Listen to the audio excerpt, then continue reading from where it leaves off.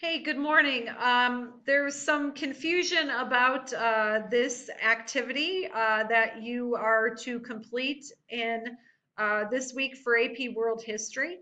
It's called Tracking the Voyage, the Transatlantic Slave Trade. And I created this video just to kind of clear up any of that confusion that you might have. As you know, this week we've been looking at the Americas and Africa during the period from 1450 to 1750. And one of the most important interactions between those two regions during this period was the transatlantic slave trade or the triangular trade system. I thought this activity would be good because it would help you do a couple different things. Number one, look very closely at some of the voyages that were made during the period. And number two, work on that contextualization part that is so important when you're writing history or history essays. So let me talk about the activity and let me talk you through the navigation of the website. And then if you have any other questions related to this, you can ask in Skype or email. Okay, so let's start off with the activity. You can watch the video. I'm not going to watch it with you now and talk through it, but I'll leave that up to you. And let's get to the part of the activity called Tracking a Slave Ship.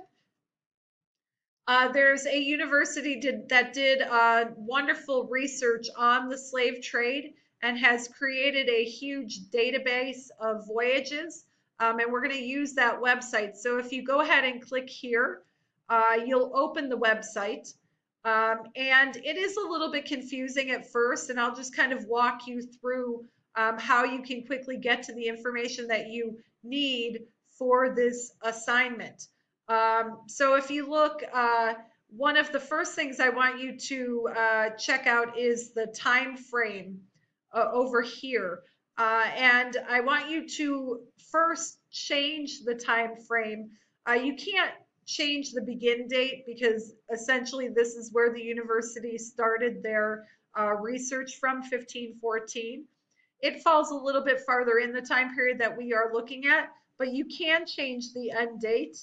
And I want you to change that to 1750. So if you change that, and notice over here, like some of the voyages are in the 1800s.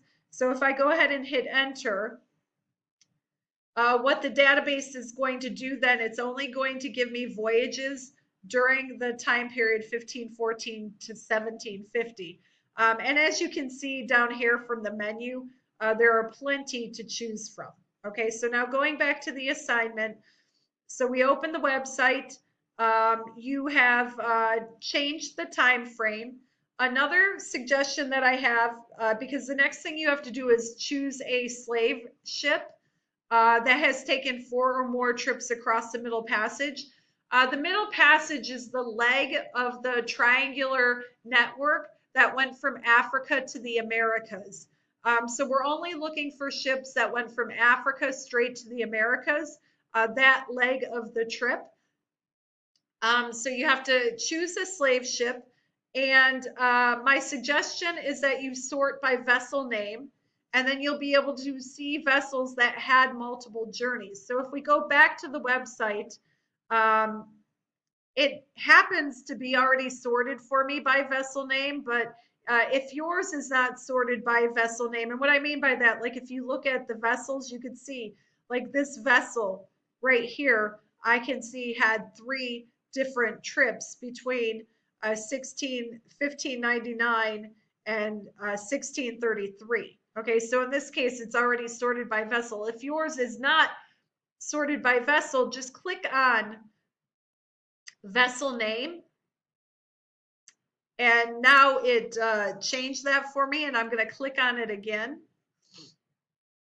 And I'm back to that screen that I had before. So essentially, I can look at all the ships and the trips that they made because they're all together listed here and not interrupted by ones that were maybe like between 1599 and 1627. So I can see just for this one ship the voyages that they made.